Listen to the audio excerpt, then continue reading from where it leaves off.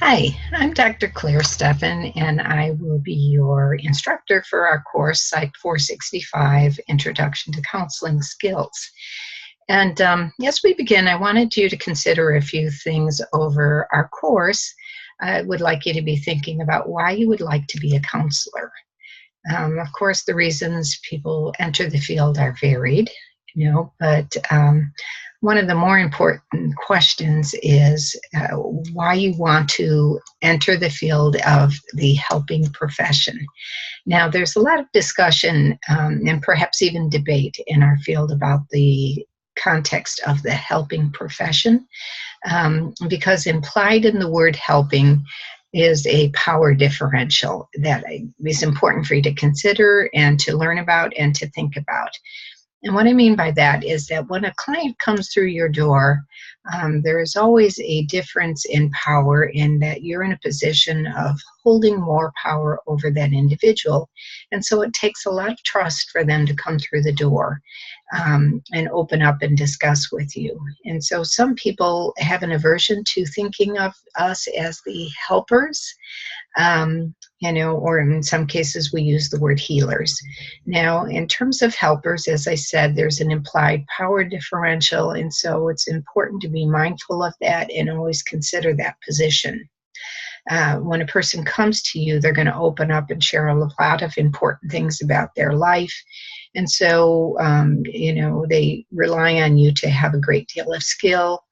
And if they don't feel that from you and they don't believe that you have the ability to help them find their way to healing, then the counseling is not going to really create a relationship that will allow them to find their way to healing.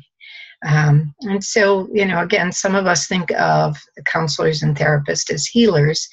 And so there's an ability there and that implies that you have skill and that you have a way to teach people to find a connection to themselves that will allow them to heal. And so it's important to think about those positions that you have as a counselor, whether you think of yourself as a healer or a helper. So the other things that I wanted to share with you today is a little bit about my background. I started off as an elementary educator, and I was interested mostly in the approaches to learning, and that has maintained throughout my entire career. In fact, one of the ways that I define myself is that I use a brain-based learning approach as a counselor and a therapist. And so for a time, I was an elementary ed teacher, and now throughout my career, I've often counseled families and worked with children and children with special needs and learning disabilities and the whole spectrum.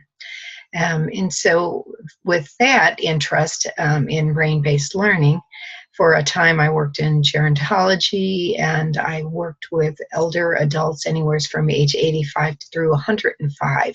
And so you see, I've worked with the entire spectrum in terms of age group, and I've learned an awful lot over the years about how brain functions, which has served me well in terms of being able to provide counseling services.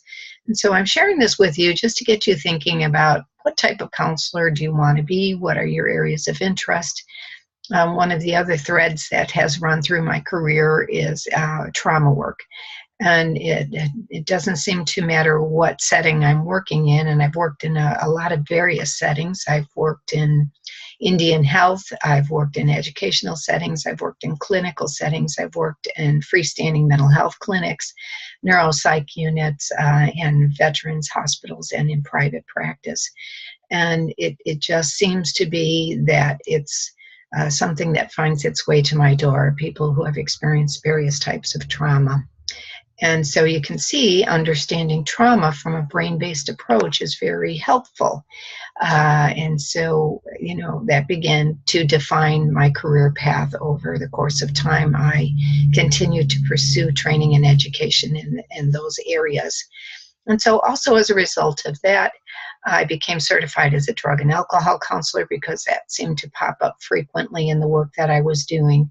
So I'm certified in various states and internationally as a drug and alcohol counselor, and I provide training to those individuals that are becoming certified as drug and alcohol counselors as well. Um, so as I looked at this, I started to think about we want to not just focus on illness, we want to be able to teach people about wellness. And so I became certified as a herbalist and a natural health professional, and I pursued a second doctorate in naturopathy. And so that thread also began to run through my career path. And so I incorporate wellness into the treatment along with a brain-based learning approach. I'm nationally certified as a counselor, so I have the NCC, which led me to the path of becoming a board-certified coach. And so I'm board-certified in wellness, life coaching, and business coaching. And so over the years, I've defined myself more as a cognitive behavioral psychologist. And that fit really well with my thinking on the importance of learning, and that when a client comes to me, they need to feel that I can guide them to their own path of healing. And so that power position is always in my mind. That there is a time where things are not equal, but hopefully by the time they exit counseling or therapy, they have been risen to a place where they feel stronger, they feel healthier, they are learning skills to advocate for themselves, and so it balances out over time. So these are some of the things that I would hope that you'll begin to think about in our course. And also along the way, you'll be introduced to various approaches to counseling. And another thing to keep in mind is that as you define yourself, which school of thinking that you choose to use to define yourself as a counselor, it's important to develop that area of expertise so that clients can trust you or patients can trust you when they come to you for assistance. And again, whether you think of yourself as a helper or a healer, to be also mindful of that power position and that we want to bring them to a place of balance.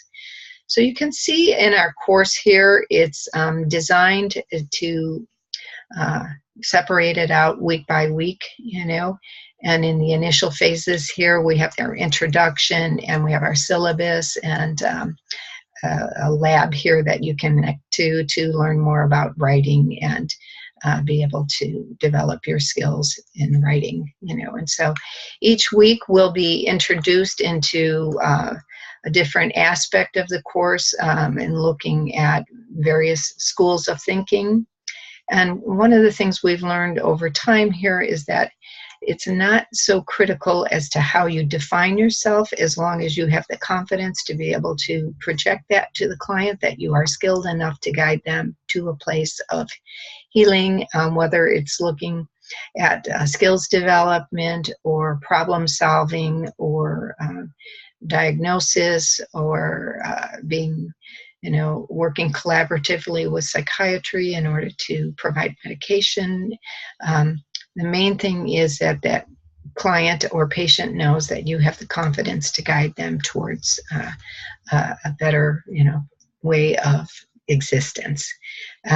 So as I said early on, I defined myself as a cognitive behavioral therapist, but philosophically I was aligned more with existential thought.